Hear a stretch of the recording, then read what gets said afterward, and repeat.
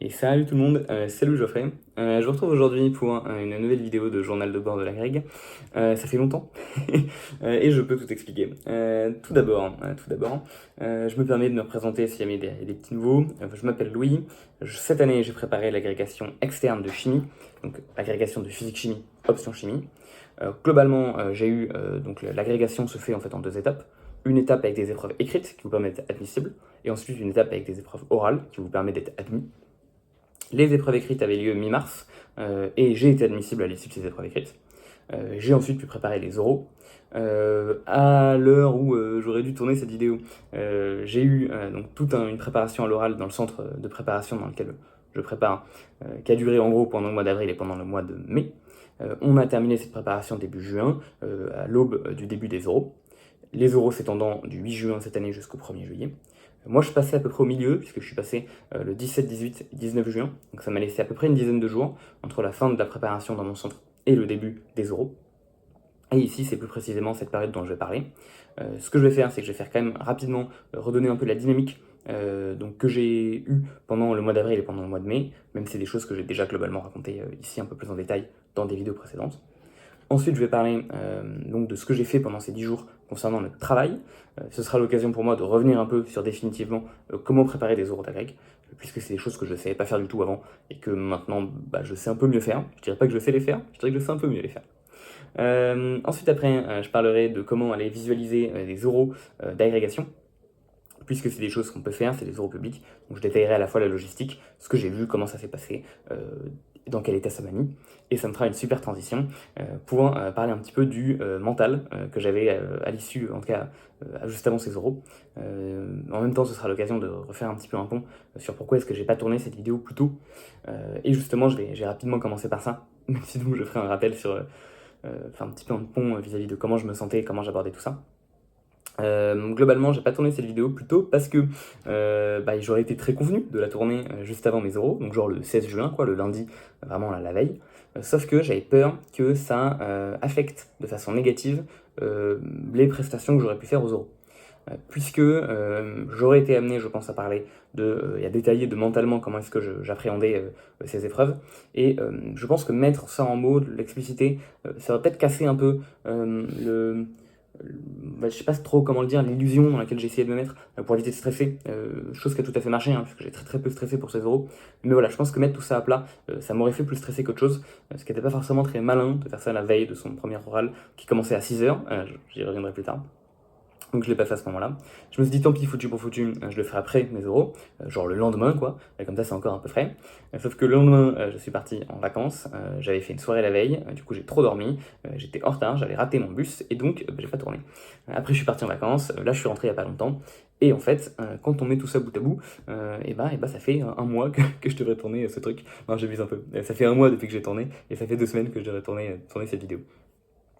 Donc alors je vous parle, toute cette période que je vais raconter, c'est évidemment déjà passé. Mes oraux ont également déjà eu lieu. Par contre, j'ai pas encore les résultats. Et je vais essayer de tourner également la vidéo où je parle de mes oraux avant d'avoir mes résultats. Et donc voilà, normalement il y a encore 3 vidéos sur cette série. Celle-là, que vous regardez ici précédemment.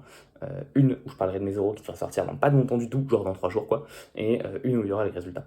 Qui devrait sortir dans pas longtemps non plus, genre dans 7 jours quoi. Ok. Maintenant, donc globalement, pour reprendre comment se déroulent les oraux d'agrég, on en a 3. On a en gros 2 leçons, une en chimie, une en physique, et en gros un TP qui s'appelle montage, dans lequel on doit faire un peu plus qu'une manip, donc c'est pour ça qu'on n'appelle pas ça que TP. Et puis il faut qu'on propose un petit peu des perspectives didactiques et tout, donc voilà, c'est pas un pur et bête travaux expérimental, mais bon, ça, globalement ça s'en rapproche. Préparer les oraux, c'était une épreuve qui était dure pendant 2 mois, dans le sens où je ne savais pas trop quoi bosser, premièrement, puisque c'est un exercice que j'avais jamais été amené à faire, hein. Moi j'ai fait une prépa avant, donc j'ai déjà préparé des oraux de prépa, mais les oraux de prépa c'est bourriner des exos, donc c'est un truc qu'on fait déjà quand on prépare les écrits, c'est un truc qu'on refait en agrég, donc ça pas de souci, je sais bourriner des exos. Là vraiment on me demande de construire quelque chose, ce qui est normal, hein, puisqu'en tant que prof on va être amené à construire des trucs. Et c'est un exercice auquel j'étais assez peu habitué. Et donc mon plan, en plus comme j'étais claqué, comme j'étais fatigué, comme je m'étais beaucoup privé pendant le mois de février et mars qui précédaient mes écrits, mon plan était très simple. Mois d'avril on se repose. C'est tranquille, on va quand même en cours et on verra que j'avais quand même des cours pendant cette période. Mais en gros, à peu près une fois par semaine, j'avais un oral blanc à préparer. Entre la prépa, le passage, le débrief, ça prenait genre 6 heures, donc c'était quand même balèze. Le reste des jours, j'assistais aux oraux des gens de ma classe. Donc en gros, ça a duré entre 14 et 18 heures, quoi. Et à part ça, détente. Donc le matin, souvent, je bossais pas, ou alors j'arrivais genre à midi et je bossais 30 minutes. Après 18 heures, souvent, je bossais pas, et le week-end, je bossais pas. Donc ça, c'était le mois d'avril, c'était tranquille. Ça m'a permis de me reposer, ça m'a permis de voir plein de potes, ça m'a permis de... Voilà, c'était super. De voir également un petit peu l'étendue des choses qu'il fallait que je prépare, de me remettre un peu à jour sur comment on fait des leçons, et de voir voilà, l'étendue des choses qu'il fallait que je taffe. Et ensuite, le mois de mai, ça a été un mois plus studieux. Globalement, ce que j'ai choisi d'adopter comme démarche de travail pour le mois de mai, ça a été de bosser un peu tous les jours. J'ai considéré que comme c'était un travail qui était très prenant intellectuellement, qui demandait beaucoup d'énergie, parce qu'il faut être tout le temps très actif quand on se prépare des leçons, c'était pas un travail que j'étais capable de tenir de façon efficace très longtemps sur une journée. Genre globalement déjà au bout de 5 heures je suis claqué, et donc ça sert à rien, ce ne sera pas très efficace de faire des journées de 10 heures. Donc je me suis dit le mieux c'est que je fasse des journées entre 3 et 5 heures, mais que je fasse ces journées tout le temps. Donc que ce soit un jour où j'assiste à des oraux entre 14 et 18, eh bien je bosse quand même entre 3 et 5 heures. Que ce soit un jour où on est en week-end, eh bien je bosse quand même entre 3 et 5 heures. Et que ce soit un des nombreux jours fériés, week-end pontés de mai, eh ben je bosse quand même entre 3 et 5 heures. Les seules exceptions, c'était les jours où vraiment j'avais une épreuve qui me prenait 6 heures et qui me cramait complètement. Donc c'est que j'ai rembossé tous les jours, sans interruption, sans vrai jour de pause. Je pense que j'ai fait le pari de la régularité, pari qui a, je pense, plutôt bien fonctionné. En même temps, ça me faisait des journées qui étaient suffisamment light pour que typiquement, là, sur le week-end férié de 4 jours, je puisse quand même faire des trucs, voir des potes, sortir un petit peu en soirée, c'est pas grave. Je me réveillerai tard et puis je bosserai l'après-midi. Donc là-dessus, c'était pas mal. Pour bosser, moi j'ai choisi de bosser du coup en même temps hors de chez moi, donc je bossais au centre de préparation où je prépare, qui est donc le centre de Jeunesse Montrouge. Je préparais là-bas, ça me permettait d'avoir une vraie scission entre dehors où je m'amuse et du coup le centre où je taffe. Et en plus, c'est un centre où on se sent pas mal bien, il y a toute une bibliothèque qui est très pratique parce que ça nous donne tout un tas d'ouvrages dont on a besoin pour préparer les oraux, donc c'était pas mal. Il y a certains trucs qu'en vrai j'aurais pu faire depuis chez moi, mais bon, comme ça me faisait mentalement c'était bien. Maintenant, globalement, que préparer pendant tout ce temps? Il y a un truc qui semble un peu évident, c'est de se dire, ok, le meilleur moyen de préparer des oraux, c'est de faire des oraux. Et donc pour ça, je prends un sujet, je fais le sujet et je passe. Le problème, c'est que je l'ai dit, en fait, il y en a deux. Le premier, c'est que c'est long et que c'est très fatigant, puisque 4 heures de prépa, 1h20 de passage, voilà, c'est... En plus de ça, c'est pas forcément très efficace de uniquement s'entraîner. Enfin, si vous voulez, ça revient, je sais pas à quel point l'analogie est bancale, ça revient à dire pour m'entraîner à courir le marathon, je fais que des marathons. On voit bien qu'il y a certains trucs qu'on peut travailler précisément et qu'il faut travailler précisément et que c'est plus efficace de les bosser individuellement que uniquement en faisant des marathons en boucle. Évidemment, il faut quand même en faire de temps en temps, hein, faut trouver un équilibre, mais donc faut pas faire que ça. Et le dernier truc, c'est qu'en plus, bon ça moi j'avais pas eu ce souci, mais si vous êtes un candidat libre, vous aurez ce souci, les sujets ne sont pas publics. Il y a une époque où il y avait par épreuve une liste de 60 sujets qui était officielle, on préparait les 60, on passait dessus, c'était super. Maintenant c'est plus le cas, je pense que c'est pour le mieux personnellement, mais bon ça n'engage que moi. Le problème vis-à-vis du coup des candidats libres, c'est qu'ils n'ont plus la possibilité de se dire ok je vais tomber sur un de ces 60 sujets que je prépare et puis je passe et machin. Il faut donc qu'ils sachent à peu près ce qui tombe et ça c'est galère. Donc moi c'est un sujet que j'ai pas, un souci que j'ai pas pardon, parce que évidemment comment est-ce qu'on peut savoir quels sujets sont tombés? Pour ça il faut aller voir des oraux, on a vu que c'était possible, j'en parlerai plus tard, où il faut faire un oral. Et donc quand on est dans un centre de prépa, et l'année dernière il y a 12 personnes qui passent, donc en physique on a déjà 12 sujets. En plus, on a nos profs qui vont en voir quelques-uns, donc on a genre 20 sujets, et puis on cumule ça avec les 3 années précédentes, et puis on tape du 60 sujets. Donc il n'y a pas de souci, on a de quoi s'exercer, et on sait à peu près ce qui tombe, comment ça tombe, et machin. Si vous êtes un candidat libre, ça va être galère d'aller voir 60 sujets de chaque, parce que ça fait 180 orales à voir, ça va être très long, uniquement pour récupérer 3 lignes, hein. Donc ça va être très très long. Donc bon, forcément, c'est un truc qui est un peu limité à faire. Donc ça, c'est un des gros avantages à préparer dans les centres de prépa. Comment qu'on fait du coup ou en tout cas, quels sont les petits exercices annexes là, dont je parlais, les petits trucs à s'entraîner, quoi, pour éviter pour être capable de bosser un marathon tout en évitant de faire que des marathons pour s'entraîner. Globalement, je résumerai tout ça en disant que pour moi, préparer des oraux, c'est pas forcément savoir, mais c'est savoir où chercher. Et ce qui est, je pense, assez accurate, parce que quand vous faites une leçon en tant que prof, on vous demande pas de connaître par cœur la longueur de la liaison carbone-carbone en telle molécule, mais on vous demande de savoir où trouver cette info. Et comme en plus là on est en temps de préparation limité, si on sait où trouver cette info rapidement, c'est encore mieux. Ce qui fait donc que je vais commencer par la leçon de chimie, ensuite je ferai le montage, et ensuite je parlerai de la leçon de physique, parce qu'en fait ça va être un mix des deux précédents. Pour la leçon de chimie, ce qui est donc pas mal, c'est d'essayer de chercher, d'être capable de savoir où trouver l'info relativement rapidement. Donc pour ça, typiquement, sur des livres d'orga, sur des leçons d'orga, c'est bien d'être capable d'être à l'aise sur quelques bouquins, que du coup j'ouvrais, qui étaient des gros bouquins d'orga, genre j'ai oublié leur nom, genre le Claydon, genre le tout en nom, pour une partie de la prépa. Le Volart aussi, on les ouvre, on les feuillette, on regarde un petit peu ce qu'il y a dedans, on regarde comment c'est organisé. Éventuellement, lorsqu'on est amené à préparer quelques petites leçons de façon un peu plus précise, ça peut être utile de regarder précisément les parties de chaque bouquin qui concernent la leçon qu'on prépare. Ça peut être cool pour être capable de les maîtriser un peu mieux. Mais c'est essentiellement un travail de bibliothécaire, de savoir à peu près dans quel bouquin on trouve quelle info. Par exemple, il y a certains bouquins, genre le droit, où je me rends compte qu'il y a des tables énormes, il y a plein de rendements, il y a plein de conditions actionnelles très précises, et je me dis, si j'ai une leçon de regard, je trouverai des infos précises dans le droit, sur combien de temps j'agite, à quelle température, combien d'équivalents est-ce que je rajoute, tout ça c'est dans le droit. Et il ne s'agit donc pas d'apprendre toutes les infos du droit par cœur, il s'agit juste de savoir que si je fais une leçon sur la stérification, dans le droit j'ai de fortes chances d'avoir des infos qui m'intéressent beaucoup. Ok, et que ça, mine de rien, ça prend un peu de temps. Parce que là, je l'ai fait que pour l'orga et je vous ai balancé les solutions, mais les solutions, c'est à nous de les créer ou c'est à nous de parler avec d'autres collègues pour savoir comment ça marche. Et puis, il y a tout un tas de chimie à faire, donc ça prend du temps. Un deuxième truc, c'est qu'en chimie, on est amené, en tout cas on est encouragé, en tout cas j'ai cru comprendre qu'on était encouragé, je vais prendre des pincettes, à essayer de dynamiser un peu nos cours. Et un moyen de dynamiser des cours, c'est d'avoir des supports, qui ne sont pas juste un tableau à créer. Et donc des supports, ça peut être des animations, ça peut être des codes Python, ça peut être des sites web sur lesquels il y a des trucs sympas, ça peut être des applications, genre Dosake, Kimgenie, sur lesquelles on peut simuler des trucs. Et donc c'est important d'être capable de connaître à peu près les outils qui sont mis à notre disposition et savoir les utiliser, si possible, rapidement. Par exemple, Chimgenie, c'est un logiciel qui est vachement bien, sur lequel on peut faire plein de trucs. C'est bien de voir un peu les limites de cet outil, ce qu'on peut faire, être capable de tracer facilement un diagramme EPH, être capable facilement d'ajuster ce diagramme EPH en changeant les concentrations de frontières. C'est bien de savoir faire ça. Dosake pour les titrages, pour Internet, il y a tout un tas d'animations. Donc c'est bien de à peu près savoir vis-à-vis de quel thème de la chimie, quelle animation peut être pertinente.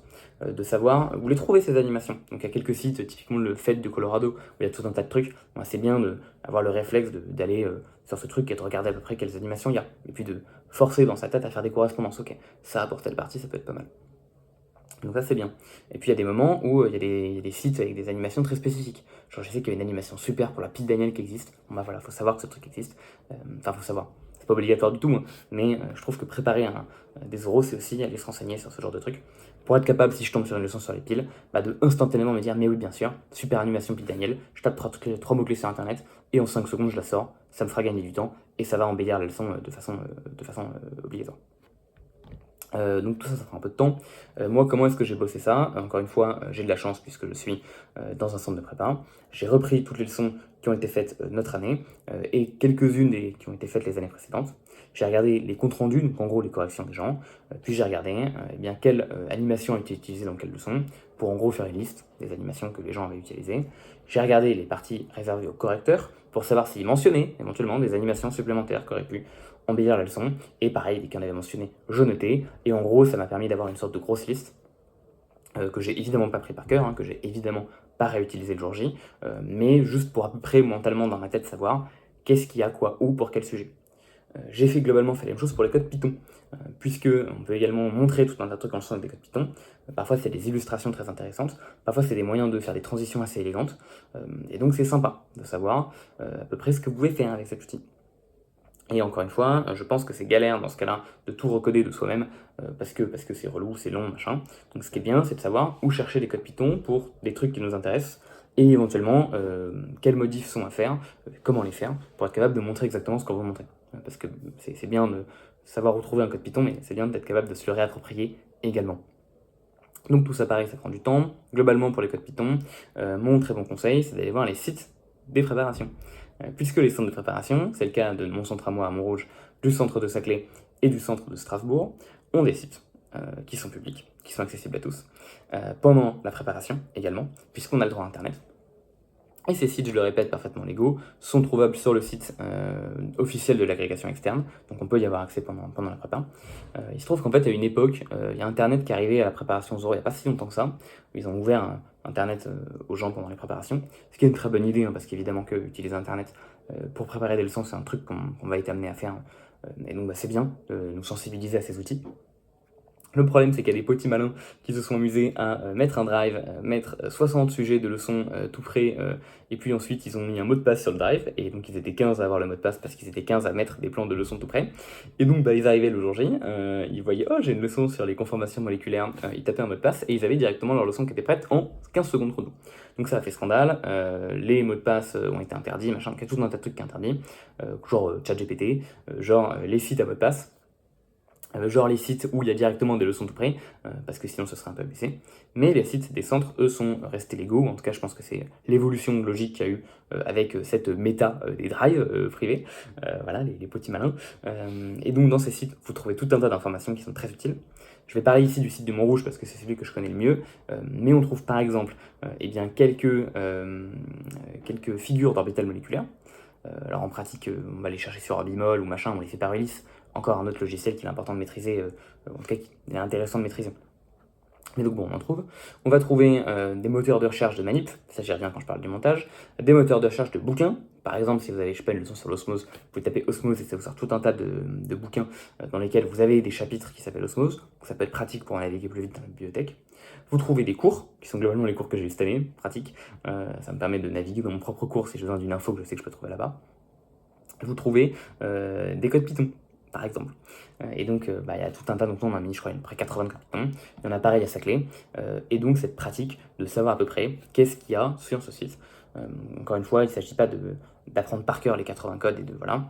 Mais par exemple, savoir que vous avez un code qui vous permet de montrer le fait qu'on ait des bandes qui apparaissent lorsqu'on a des solides cristallins et les orbitales qui interagissent. Et donc au début on a deux atomes, on a ça, puis on a trois atomes, on se met à avoir trois niveaux d'énergie, puis petit à petit on a comme ça deux bandes qui se créent. Je sais pas si c'est très clair si vous n'êtes pas chimiste ce que je viens de dire, mais c'est une manière élégante de faire une transition entre regardez j'ai deux niveaux, into regardez j'ai deux bandes. On peut le faire numériquement, c'est sympa de savoir qu'il y a un code comme ça qui existe. Bon, voilà. Et donc pour ça, je vous conseille d'écumer un peu ces sites-là, de vous apprendre à vous repérer à l'intérieur parce qu'ils sont organisés différemment. Perso, je trouve que c'est... Je sais pas si c'est très fair, parce que typiquement il y a des trucs dans mon site où oui les infos sont là, mais bon c'est savoir que c'est caché dans le sous-onglet du sous-onglet du sous-onglet page 129, ça me semble complètement inutilisable par quelqu'un qui n'est pas dans mon centre de prépa. Mais écoutez, c'est légal, et donc je vous encourage à aller regarder un petit peu ces sites-là. Globalement, le site de Saclay, je le trouve très bien parce qu'ils ont répertorié tout un tas de manips en chimie et surtout en physique. J'en parlerai, c'est les seuls qui ont fait ça et c'est nouveau de cette année, donc c'est vraiment vraiment super. Nous, à Montrouge, on a préparé des manips de physique, mais ce sont des polis de TP directement qu'on a eu pendant l'année. Donc en plus, on n'a pas les refs et tout, et c'est un peu moins bien organisé. Saclay, c'est très très clair. Il y a juste une barre de recherche, là, vous avez un truc sur, je sais pas, l'optique, vous tapez lunettes de Galilée, vous trouvez directement en ligne, c'est fantastique. Et concernant Strasbourg, ils sont allés encore plus loin, ils ont mis en gros la page, il y a un onglet Chinorga et vous avez tout ce qu'il faut pour la Chinorga. Donc voilà, vous avez les articles, les BUP, les trucs. Parce que pareil, parfois il y a des informations, vous tombez sur des leçons de chimie industrielle, genre une leçon sur, je sais pas, l'hydrométallurgie. Bon courage pour trouver des bouquins où il y a des trucs qui sont correctement expliqués à l'intérieur. Enfin, correctement expliqués. Expliqués de façon suffisamment claire pour que vous soyez capable en 4 heures de comprendre comment ça marche, de vous l'approprier et de vous construire une leçon dessus. Et donc il faut savoir que, par exemple, un BUP qui s'appelle Une vie de zinc, qui est un BUP super, dans lequel il y a tout qui est expliqué sur la pyrométallurgie. Et en plus, comme ça, c'est génial, ça vous fait un exemple gratuit sur le zinc. Donc on est encore un peu dans le travail des biblios. Sauf que là, cet exemple-là, il est sur Internet, et donc vous le trouvez sur le site de Strasbourg, enfin je suis quasiment sûr qu'il y est. À minima, il y a tout un tas de bulles comme ça qui sont très utiles, un truc sur l'acylation de Friedel-Crafts par exemple, qui est sur le site de Strasbourg. Donc voilà, c'est super, ça permet de savoir un petit peu dans quel site il y a quoi, et donc je vous encourage vivement à naviguer là-dedans. Et tout ça, ça prend du temps. Pour les montages, globalement, qu'est-ce qu'on fait? Pareil, on va pas passer 4 heures à aller dans des labos et puis à faire des manips parce que c'est long. Donc on manip un petit peu, parce que c'est bien d'être capable de manipuler les gestes, mais on va pas préparer les 80 sujets de montage qu'on a archivés depuis des générations et des générations et les secrets du centre de prépa. On va pas s'amuser, chaque élève, à préparer 80 sujets, c'est beaucoup trop long. Donc qu'est-ce qu'on fait? On prend la liste et puis on essaie de trouver des manips qui peuvent fitter cette liste-là. Donc, par exemple, si j'ai, je sais pas, électrochimie, pile et accumulateur, je ferai une manip de pile et une manip d'accumulateur.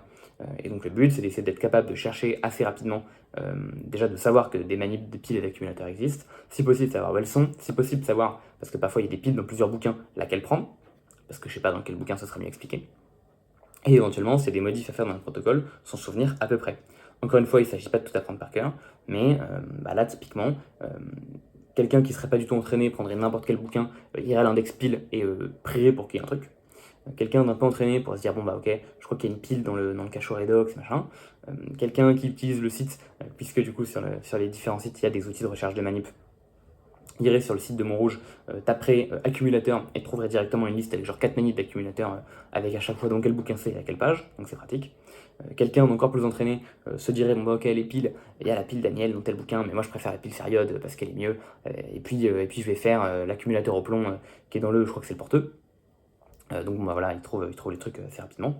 Et puis quelqu'un d'encore plus entraîné connaît de tête les modifs à faire. Bon. Moi globalement je me suis arrêté au stade où je sais à peu près où chercher quelle manip. À minima je compte sur l'outil de recherche de manip de mon site pour être capable de retrouver exactement les bouquins. Genre je sais par exemple qu'il y a la constante de partage de iode entre cycle hexane et O qui existe et qui va me permettre de pouvoir illustrer tout un tas de montages sur des histoires de séparation et machin. Reste que je sais pas exactement dans quel bouquin c'est ni à quelle page, donc je sais qu'en tapant iode, je pourrais trouver tout ce qu'il me faut, toutes les infos. Et donc voilà, c'est tout ce passage-là. En même temps, je trouve ça bien du coup de lire les manips pour à peu près voir ce qu'on fait, comment ça marche. Encore une fois, éventuellement voir si c'est des modifs. Hein. Parfois, c'est aussi bête que on change les pierres ponces par un agitateur ou on change l'airlaine par un ballon. Parfois, c'est un peu plus tricky. Genre, on diminue les quantités, on change les luants, genre le diclo en autre chose, parce que le diclo c'est CMR, machin. Donc bon, il y a tout un truc de prépa qu'on peut faire ici. Globalement, il s'agit, je le répète, pas de tout apprendre par cœur, juste d'à peu près savoir où trouver les infos et qu'est-ce qu'il faut changer. Avoir en tout cas le réflexe en relisant le protocole rapidement, de se dire ah bah oui c'est vrai, je me souviens à peu près comment on faisait ça, je me souviens à peu près comment ça marche, et je me souviens qu'il faut changer ça. Voilà, c'est vraiment pour moi l'objectif, c'est pas de tout connaître, c'est être capable de retrouver des trucs le jour J sur le tas, rapidement. Globalement, la physique, c'est à peu près la même chose. C'est un peu un mix des deux précédents, parce que c'est une leçon, donc c'est comme la leçon de chimie. Mais en même temps, il y a une partie manip, donc c'est comme la leçon de physique. Et pour ça, donc les manips, le site de Saclay est un super moteur de recherche, et le site de Montrouge a des polis sur lesquels vous pourrez trouver eh bien, des manips. Et voilà, donc globalement, allez regarder tout ça. Donc là c'est super, on sait comment préparer des oraux, c'est fantastique. Globalement, donc moi j'ai préparé mes oraux essentiellement au mois de mai. Le mois de juin, quand mes courses se sont terminées, il me restait en gros 10 jours. Sur ces 10 jours, je savais qu'il y avait un week-end où j'avais des potes qui venaient, donc je savais que je ne passerais pas. Bon, j'aurais pu décider de prioriser l'agrégation à ce moment-là. Bon, je sais pas, j'avais un peu l'impression que c'était once in a lifetime d'avoir un pote qui venait sur Paris, donc j'ai dit ok, venez. Donc j'ai pas bossé pendant 2 jours. Il y a un jour où je voulais voir des euros, je vais y en venir juste après, donc j'ai pas bossé ce jour-là. Ce qui fait qu'il me restait en gros quelques jours sur lesquels je savais que je devrais être amené à bosser pas mal. Ça fait que du coup je suis passé à plutôt genre 6-8 heures par jour. Après d'un côté j'avais plus d'euros blancs à regarder un jour sur deux entre 14 et 18. Donc bon, l'un dans l'autre, ça me laissait aussi un peu plus de temps pour bosser. Ça fait que voilà, je me suis fait une dernière session un peu intense sur laquelle j'en ai profité pour faire aussi un peu des blind test montage là. J'étais avec quelques potes de la prépa et puis juste on sortait un sujet et on essayait de tirer comme des mitraillettes de manip qui rentraient dedans. Donc voilà, c'était vraiment histoire de toujours être rodé et vraiment on récite ses gammes et comme ça le jour J on trouve direct les manips et on perd pas de temps. Et à part ça, donc je me suis arrêté le jeudi soir pour ensuite avoir donc 3 jours complets de pause, vendredi, samedi, dimanche, et puis une demi-journée de pause parce que le lundi j'étais convoqué, donc j'expliquerai un peu tout ça dans la vidéo sur les oraux. Mais bon, j'ai dû me déplacer, machin, voilà, il y a tout un tas de trucs qui font que j'étais déjà un peu dedans. Globalement, au début, je voulais prendre 2 jours. Finalement, j'ai pris 3 jours de pause pour une raison qui est très simple, c'est que j'étais claqué. Je faisais des nuits de 9-10 heures. Je le répéterai jamais assez, hein, mais dans comme ça les moments où vous êtes en train de faire vos dernières préparations avant vos oraux, la santé, c'est le truc qui passe en tout premier, parce que vous avez beau être méga prêt, si vous n'êtes pas capable, si jamais vous êtes super fatigué, en fait, tout le travail que vous avez fait, vous n'arriverez pas à bien le réinvestir. Et moi, je me rends compte que j'étais bien fatigué. Je dormais 8 à 9 heures par jour, parfois 9-10 heures. Et même quand je dormais 10 heures, eh bien, j'étais toujours fatigué. Le lendemain matin, c'est bizarre. Je me suis dit que j'avais un début de fatigue chronique, ce qui est normal parce que je bossais tous les jours depuis genre un mois et demi. Moi, j'ai bossé un peu depuis un mois, mais vraiment tous les jours. Donc j'ai quand même de la fatigue qui s'accumule, même si je bosse pas 10 heures. Et donc j'ai choisi de prendre un jour de plus pour vraiment me reposer, dormir, etc. Le reste du temps, on se repose, on se détend. Donc bon voilà, moi j'ai joué à Minecraft. Voilà. on se connaît, chacun gère comme il veut. J'ai essayé d'éviter toutes les activités qui pourraient me mettre un peu en danger. Donc j'aurais beaucoup aimé faire une soirée. Mais c'est un bon moyen pour choper une merde. Donc j'ai pas fait de soirée, j'ai pas envie de tomber malade. J'ai fait du sport mollo, il ne s'agit pas de se blesser. À la boxe, j'étais là, je frappais tout doucement dans le sac, surtout avec ma main droite. Vraiment, j'étais en mode je veux pas me faire mal à ma main droite. donc un peu comme avant les écrits, hein. Ou faire du sport d'ailleurs c'est pas mal, hein, ça permet de mieux dormir et bon je suis pas un expert de la santé mais je crois que ça fait tout un tas de trucs bien, donc n'hésitez pas à faire un petit peu de sport également, mais on s'entraîne intelligemment et on ne se blesse pas. Et donc tout ça a mené petit à petit au début des oraux. Les deux choses sur lesquelles j'aimerais revenir maintenant, le début c'est le fait d'aller voir des oraux en vrai, voilà comme ça là, devant les gens. Donc comment qu'on fait? Ce qu'il faut savoir, c'est que l'oral de l'agrégation étant un oral de la fonction publique, les oraux sont également publics. Ce qu'il faut savoir, c'est que les oraux se déroulent à Saint-Maur-les-Fossés, c'est en banlieue parisienne, sur le RER A, branche Boissy-Saint-Léger. Les oraux, il y en a 6 créneaux par jour, 10h10, 11h35, 13h, 15h40, 17h05 et 18h30. Chaque oral dure 1h20. Quand vous assistez à un oral, vous assistez aux 1h20. Donc pour le montage, c'est 1h20 tout court. Et pour les leçons, c'est 40 minutes de présentation, 40 minutes de questions. Donc ça fait finir assez tard, hein, ça finit vers 20h quand vous allez voir le dernier créneau. Ça commence aussi tard parce que comme il y a 4 heures de prépa avant, déjà que le candidat commence à 6h quand il s'agit de passer à 10h, peut-être pas non plus le faire commencer à 3h du matin. Maintenant, comment qu'on passe? Pour ça, il faut savoir que donc, sur ces 6 créneaux, par exemple le créneau de 13h, vous aurez systématiquement une leçon de chimie, une leçon de physique et un montage de chimie. Vous ne pouvez jamais avoir 2 leçons de physique au même horaire. La raison est simple, vous avez un jury par épreuve et le jury ne peut pas avoir 2 oraux en même temps. Maintenant, ça arrive qu'il y ait des jours où à 13h vous n'avez que 2 des 3 oraux, parce que parfois il n'y a pas assez de candidats admissibles pour remplir absolument tout dans toutes les séries, parce que parfois vous avez un candidat qui ne vient pas, et parce que parfois vous avez des candidats qui disent non à des spectateurs. Donc c'est que parfois vous aurez un peu moins d'oraux dispo.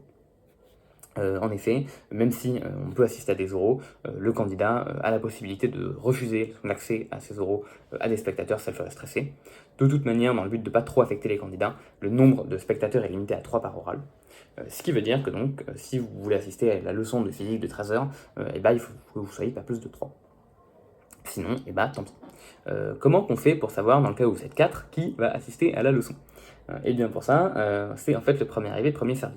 Ce qu'il faut faire en théorie, c'est qu'il faut envoyer un mail, donc tout est expliqué en fait, hein, tout ce que j'explique là c'est déjà expliqué comme il faut sur le site officiel de préparation, enfin de l'agrégation de chimie, il y a un onglet assister aux oraux, tout est là-dedans.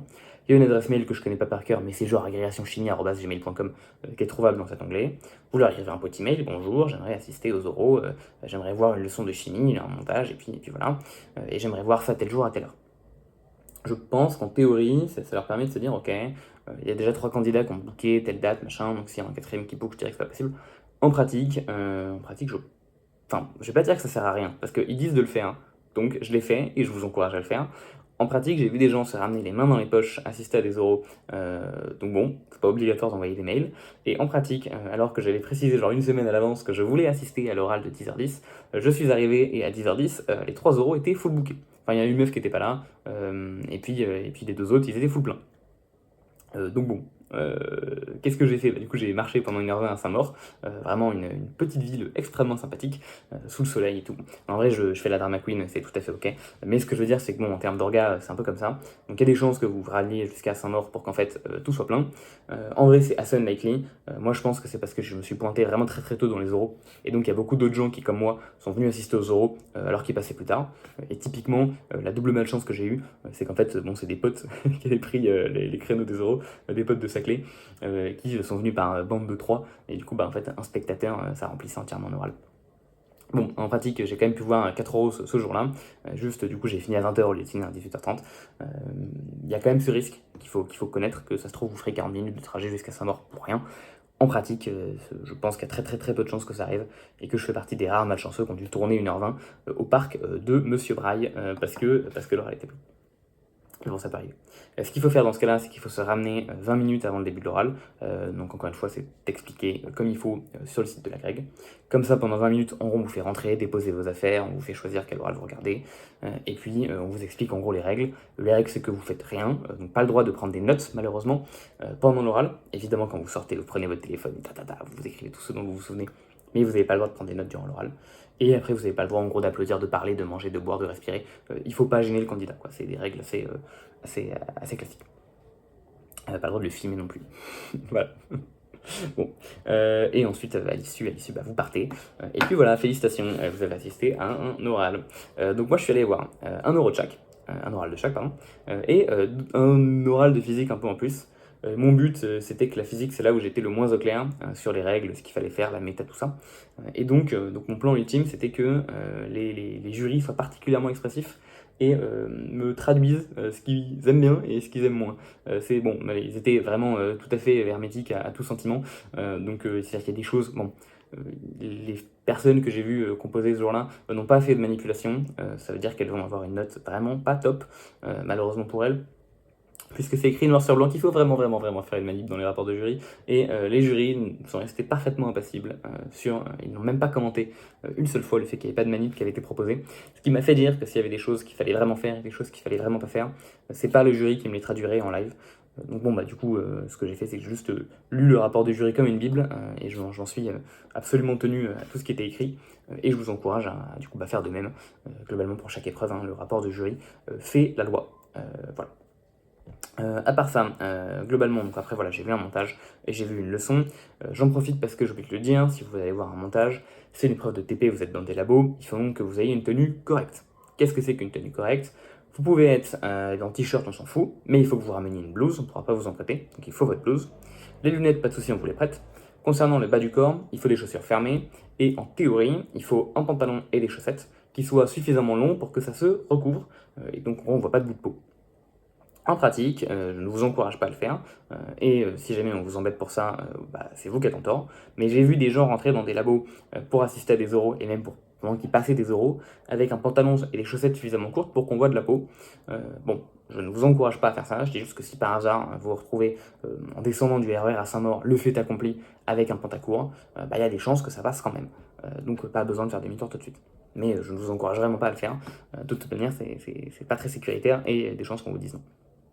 Bon, globalement, qu'est-ce que ça m'a fait de voir ces oraux? Je dirais que, alors moi je voulais aller les voir pour une raison qui est assez simple, en fait pour deux raisons. La première, c'est que je vous encourage vraiment à aller voir des oraux blancs, ou en tout cas des vrais oraux, avant que vous passiez les vôtres. Et si possible, je suis désolé, je fais cette vidéo beaucoup trop tard, mais si possible, l'année précédente. Parce que c'est sympa, ça vous laisse un petit peu le temps de préparer vos oraux pendant l'année, en ayant à peu près conscience de comment ça se passe le jour J. Le problème, c'est que moi, il y a un an, j'étais en stage au Japon, donc c'était compliqué. Et comme on l'a dit, on n'a pas le droit de prendre des vidéos des oraux, donc j'ai pas pu voir. Et je me suis dit, du coup, foutu pour foutu, autant que je le fasse cette année. C'est risqué, parce que je serais passé le 8 juin, j'aurais pas pu le faire. C'est pour ça que je vous encourage à le faire l'année précédente. L'intérêt, c'est que ça permet quand même de voir un peu comment ça se passe, potentiellement de mieux saisir l'exercice. L'intérêt numéro 1. L'intérêt numéro 2, c'est de voir les locaux, de voir comment c'est organisé. Donc ça pareil, globalement, il n'y a rien de sorcier, mais je trouve ça plus rassurant de me dire, ok, je vois à peu près à quoi ça ressemble, je peux m'imaginer dans les choses, je vois où sont les toilettes, je vois où est la bibliothèque, c'est débile, mais ça donne du concret à comment ça marche. Voir qu'il y a des gens qui peuvent se balader dans les couloirs pendant qu'ils préparent leurs oraux, qui sont libres et tout, c'est tout un tas de choses dont je parlerai durant ma vidéo sur les oraux, mais je trouve ça bien de le voir en vrai. Et enfin, la dernière chose, où là je ne savais pas trop si ça allait me mettre bien ou pas, c'était de voir un peu le niveau des oraux auxquels j'allais assister.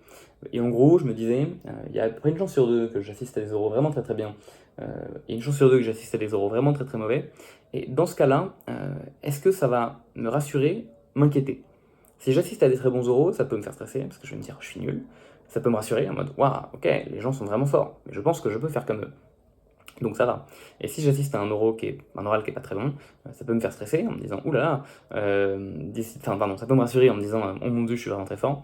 Et à l'inverse, ça peut me desservir en me disant du coup tranquille et en faisant que je me la coule douce parce que voilà.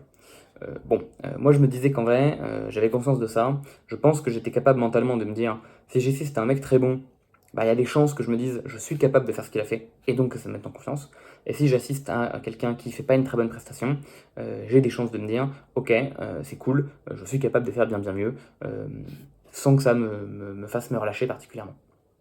Je me sentais de le faire comme ça, donc j'y suis allé. Globalement, j'ai vu des oraux qui étaient préparés par des gens qui étaient en candidat libre, et vraiment je persisterai, je l'ai pensé toute l'année et je persisterai à le dire, les gens qui préparent en candidat libre sont des gens qui sont infiniment plus courageux que moi. Moi j'ai le luxe de pouvoir préparer, certes de 8h à 18h, mais après de rentrer chez moi et de pouvoir faire ça à temps plein. Eux, ils ont un taf à côté, ils préparent ça entre 20h et 22h sur le coin de leur table. C'est vraiment des gens qui sont très courageux, qui en plus du coup se tapent parfois la moitié de la France, voire même j'ai vu un mec de la Réunion venir pour aller à Saint-Maur. Vraiment, ces gens sont courageux. Le problème étant que bien souvent, c'est aussi des gens qui forcément sont un peu moins préparés. Et donc globalement, je suis tombé sur des gens qui n'avaient pas forcément les codes de l'épreuve, qui, ça se voyait, qui ne savaient pas trop comment ça marchait, qu'on fait tout un tas de trucs qu'on nous a plus ou moins expressément dit qu'il fallait pas faire, et qui étaient surtout parfois écrits dans les rapports de jury. Bon, globalement, j'ai pas forcément grand chose à dire là-dessus. J'ai vu des oraux qui étaient pas top. Ça m'a permis de voir tout un tas de trucs que je faisais pas et de me rassurer sur le fait que je les faisais pas. Ça m'a permis également de me dire, ok, en fait, ça devrait le faire. Mine de rien, préparer, c'est quand même vraiment, vraiment huge. Ce qui est normal, hein. On parle de faire une compète où il y a des gens qui sont payés pour préparer tous les jours contre des gens qui préparent comme ils peuvent le soir. Et évidemment que en fait, le travail que j'ai fait pendant une année m'a fait incroyablement step up par rapport à si je l'avais pas fait. Mais à ce que se rendre compte, c'est quand même, je trouve, important, un peu malsain, parce que quand même, c'est voir quelqu'un qui est vraiment dans la détresse et qui est en difficulté, et se dire «Ah ouf, moi ça va». Donc bon, c'est moralement un peu ambigu, mais je dirais que ça m'a quand même permis de me dire «Ok, vraiment, la prépa que j'ai faite cette année n'a pas été vaine, et mon Dieu, à quel point est-ce que j'ai step up par rapport aux attendus de l'épreuve, en tout cas à quel point est-ce que j'ai réussi à m'adapter aux épreuves qu'il faut que je fasse par rapport à ce que j'aurais pu être en début d'année, c'est-à-dire la personne que j'ai en face de moi, et qui s'est plus ou moins ramené les mains dans les poches à l'oral.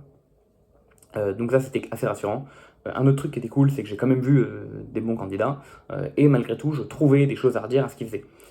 C'était des bonnes leçons, il n'y a aucun souci, mais je me disais, bah là, je pense que ça aurait été mieux. Je pense que ça, c'est en trop. Et être capable de voir que j'avais cet esprit critique, bon, ça pouvait faire de moi quelqu'un qui, voilà, était un peu méchant, mais surtout ça montrait que j'avais a priori bien saisi les attendus de l'épreuve, que j'étais capable d'aller chercher des très très très très très bons devoirs, très très bons oraux, y compris sur des prestats qui étaient déjà bonnes, que voilà, j'étais capable de voir un petit peu au-delà. Et donc je pense que ça me permettait de me dire, ok, même quand ce sera à toi de préparer, bah, tu seras capable de laisser passer très très peu de choses. Parce que même des petites erreurs que tu pourrais voir et que tu aurais peut-être pu être capable de laisser passer, genre en février, bah là tu les laisseras plus passer. Donc mine de rien, les 2 mois de prépa pour l'oral a quand même été vraiment très très utile. Donc je suis ressorti de ces oraux en me disant bon, plutôt confiant. Globalement, j'ai vu des sujets qui étaient durs, hein, il faut aussi le dire. Il y a vraiment des sujets où je me suis dit si je tombe là-dessus, c'est la cata. Reste que notamment un sujet de montage que j'ai vu, où vraiment le sujet est méchant. C'est genre séparation de diastéréoisomères. C'est dur comme sujet. Le candidat que j'ai vu qui n'était pas préparé a du coup vraiment vraiment vraiment galéré. Je me suis pas dit j'aurais fait une masterclass, mais je me suis dit bon, au moins je me sens de faire un truc après ok si je tombe là-dessus. C'est, je pense, l'état dans lequel je voulais être. Et donc maintenant, ça me fait une super transition, on en vient souvent à la dernière composante de ce dont je voulais parler ici, à savoir le mental. Comment est-ce que j'abordais ces oraux mentalement et comment est-ce que je me sentais mentalement. Pour ça, je vais faire un warning, trigger warning, voilà. Je vais rentrer un petit peu dans une certaine intimité. Je vais faire beaucoup de parallèles avec comment j'étais en prépa et comment j'avais abordé mes oraux en prépa. Et je profite tout de suite pour dire que je pense que j'ai abordé ces oraux de façon saine, je pense que ça sera difficile de dire le contraire, et que j'ai abordé mes oraux de prépa mentalement de façon moins saine. Force est de constater que ça a quand même bien marché, puisque j'ai quand même eu des très bons résultats à l'issue des oraux de prépa, et que j'ai quand même plutôt très bien réussi mes oraux en prépa. Reste que c'était un comportement que j'ai eu qui était en vrai un peu autodestructeur, j'en avais conscience, et je n'encourage pas les gens à essayer de se remettre dans les conditions mentales dans lesquelles je pouvais être. Si jamais vous dites ok, je pense que je peux tenter de gérer tout ça, machin, et que ça pourrait me permettre de bien réussir, bah, si vous voulez, quelque part, je peux pas vous interdire de tenter, et je pense que ça peut être un truc qui marche, hein, la preuve ça a marché pour moi. Mais globalement, si vous ne sentez pas de le faire, ne le faites pas. Et je pense qu'il y a d'autres manières potentiellement plus malines de faire ce que j'ai pu faire en prépa. En gros, pour mettre un peu des mots là-dessus, en prépa, j'avais vraiment, notamment durant toute ma deuxième année, je m'étais entièrement focus à fond uniquement sur la prépa. C'était un mode de vie qui était un peu malsain à certains égards, parce que j'étais complètement déséquilibré envers le travail. J'avais énormément réduit mon cercle social, énormément réduit mes contacts sociaux, et globalement, je faisais que bosser tout le temps. Ça faisait que j'étais également sur une partie de la vie où j'étais très introverti, parce que j'étais essentiellement solo tout le temps. Je bossais solo, quand je n'étais pas solo, je me détendais, mais de façon en fait assez solitaire aussi. Et en même temps, j'avais décidé, donc ça c'était un côté un peu déjà pas très sain, et en plus j'avais énormément axé tellement toute ma vie et tellement tout mon mental là-dessus, que je m'étais un peu forcé à me mettre dans des conditions que je savais exagérer hein, malgré tout, mais de forcer un peu dans des conditions de vie ou de mort. Et j'avais vraiment l'impression que pour moi, un échec à un oral, je le vivais vraiment en me disant, ok, quand tu vas à un oral, c'est vraiment une question de vie ou de mort, et vois vraiment un échec comme, je vais pas dire, la mort c'est peut-être un terme fort, mais comme un truc de très très très très très grave. Et c'était à la fois sympa, parce que il y avait vraiment l'adrénaline, un peu du danger, qui était parfaitement artificiel, hein, j'en ai conscience, mais il y avait quand même un peu ce truc d'être capable d'apporter de la gravité, d'apporter de l'importance à la manière dont je vivais la chose. Et vraiment, je vous assure que avoir l'impression que vous avez un pistolet sur la tempe à chaque mouvement que vous faites, c'est à la fois incroyablement dur à tenir comme pression, mais en même temps, j'avais réussi à terme, et assez vite, genre à partir du mois de décembre, quoi, euh, donc en 2-3 mois, à y trouver un certain plaisir, à une vie un peu comme ça, où j'avais vraiment l'impression d'être un peu en danger permanent. Et donc c'est pour ça que je dis que c'est pas très sain, parce qu'en effet c'est pas sain de réussir à rentrer dans ce genre dans ce genre d'état et de tenir ça sur le long terme. En même temps, c'était quand même assez kiffant, et je pense que le fait que j'ai réussi à tenir ça mentalement, ça fait que ça m'aidait beaucoup, parce que notamment, ça fait qu'en fait, je ne stressais absolument pas pour mes euros. En fait, je stressais absolument pas pour mes euros, parce que même si là, ce que je décris, ça a l'air d'être très lourd mentalement à tenir, le fait de se dire j'ai un pistolet sur la tempe quand j'entre dans un oral, bah en fait, ouais, mais ça fait 6 mois que je suis comme ça. Et donc en fait, bah, je suis habitué à connaître la sensation du métal sur la tempe, et en même temps à savoir qu'en fait, bah, j'irai bien. Et je sais pas si j'arrive à transmettre ça comme il faut, mais ça fait qu'en fait, j'étais vraiment devenu complètement imperméable au stress à cette époque-là. Et vraiment, je rentrais dans chaque oral en ayant un peu la certitude que, vous voyez, c'est le même truc, je pense que je sais pas exactement comment les gens s'en sortent quand ils jouent à la roulette russe, mais il y a bien des gens qui doivent avoir la certitude qu'ils tireront et qu'en fait ce sera pas la cartouche qui sera dans le barillet qu'ils vont déclencher, vous voyez. Et j'avais un peu cette même certitude, je pense, quand j'entrais en oral. Le fait de me dire, ok, c'est sûr qu'en fait je m'en sortirai. Une sorte un peu, je sais pas, de croyance, de toute façon tout irait bien et tout tournerait dans ma faveur. Et bon, je vais pas forcément détailler plus que ça, même si je pense que j'aurais beaucoup de trucs à détailler là-dessus. Notamment, je pense que les gens dans les sports de combat ont incroyablement cette mentalité. Euh, je parle de sport de combat, bon, il se trouve que je connais mieux la boxe, mais je pense que c'est pareil en MMA, je pense que c'est pareil en kickboxing. C'est des sports où on peut se faire mal. Je suis sûr que les gens sont capables de snap entièrement tout et de être capables de mettre derrière eux toute notion même de danger vis-à-vis d'eux-mêmes, en se disant mais de toute manière j'irai bien. Et c'est un truc, je pense, que j'ai un peu eu. Encore une fois, je répète, c'est pas sain. Je répète encore une fois, je ne vous encourage pas à avoir ce genre de truc. Reste que c'est ce que j'avais en prépa, et c'était incroyablement fort d'être capable de mettre toute notion de danger derrière moi. Et ça, c'était vraiment, vraiment très bien. Maintenant, la question c'était est-ce que je fais tout pareil cette année en agrég. Et j'ai plutôt choisi de ne pas faire ça. Puisque, comme je l'ai dit, c'est pas bien. Et donc, en plus, ça s'accompagnerait d'énormément de choses en termes de pression durant toute la préparation. Ça s'accompagnerait de probablement un isolement accru, et donc j'ai pas eu envie de me remettre dans de telles conditions. J'ai pas envie de faire ça. Et donc j'ai plutôt choisi d'aborder tous mes euros depuis le début de cette préparation comme une partie vraiment tranquille, je vais presque dire une partie de plaisir. Une partie, en fait l'analogie que j'ai prise quasiment tout le temps pour moi, c'était ok, faire un oral cette année c'est comme aller chercher une baguette de pain à la boulangerie. Je me lève le matin, j'ai un oral TC, ok, pas de stress, vraiment on y va en full détente. J'ai choisi d'aborder ça comme ça parce que ça me permettait déjà de pouvoir conserver une vie un peu plus équilibrée en parallèle. Parce que du coup, si, ok, j'ai un oral le mercredi, mais c'est juste aller chercher une baguette de pain, pas de soucis, lundi soir, je peux manger avec des potes. Là où c'est un peu différent vis-à-vis de la mentalité que j'avais. Enfin, c'est un truc que j'aurais pas pu faire avec la mentalité que j'avais en prépa. En tout cas, celle dans laquelle je m'étais mise. En même temps, ça fait que du coup, j'étais globalement très peu stressé, donc je pense que je me fatiguais moins et je vivais une vie qui était un peu plus confort.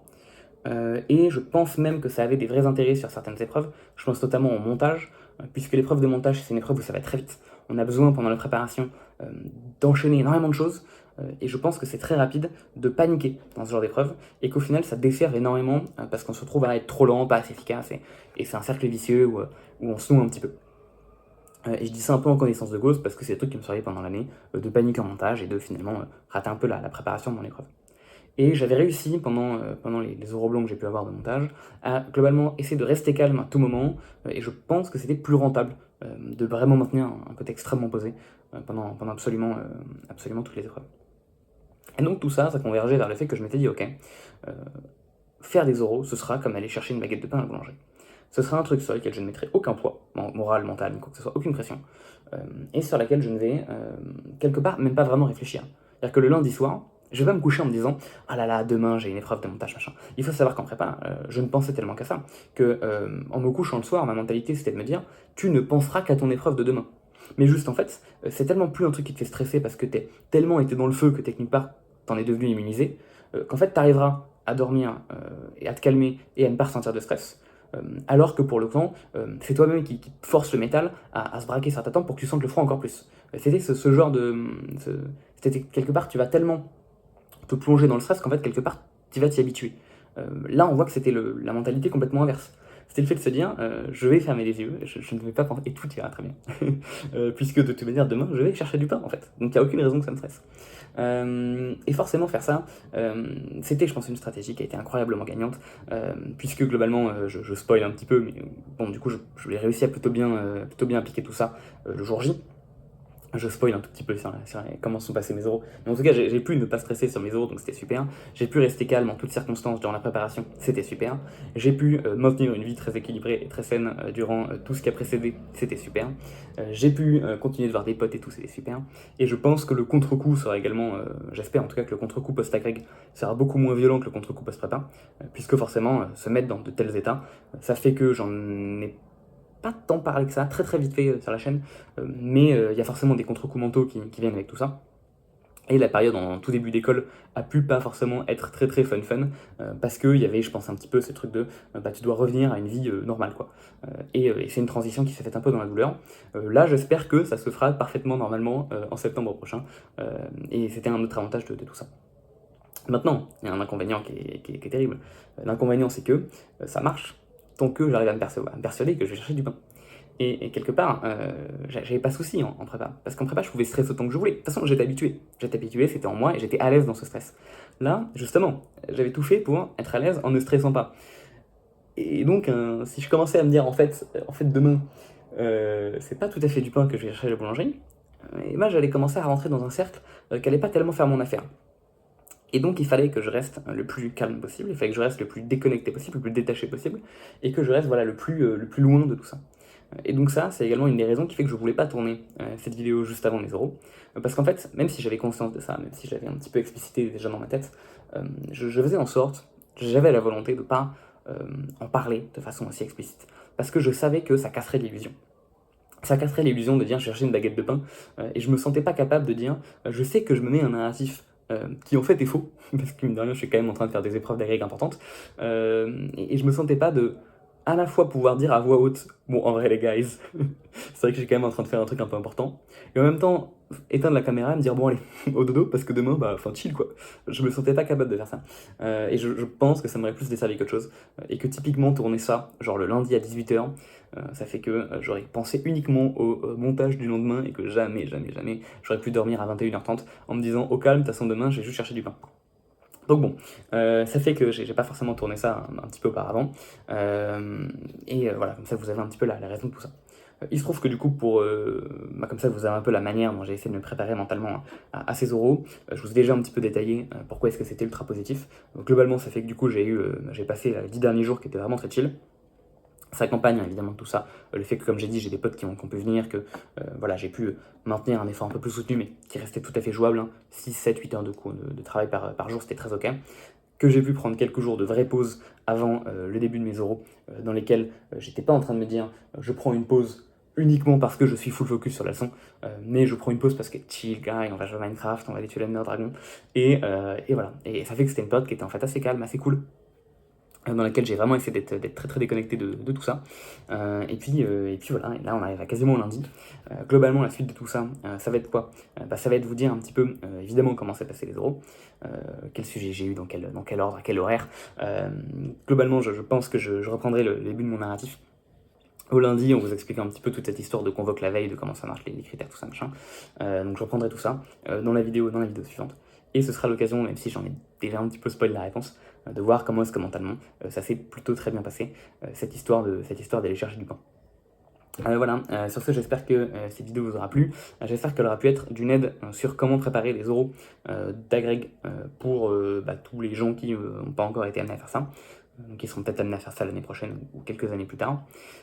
J'espère que ça aurait pu être utile sur un peu le côté mental. Encore une fois, vraiment, j'encourage pas du tout à se remettre dans les dispositions dans lesquelles j'étais en prépa. qui était un truc vraiment pas très sain. Et sur ce, eh bien, je vous souhaite une excellente après-midi. Et moi, je vous dis à dans quelques jours pour vous parler de mes 3 euros.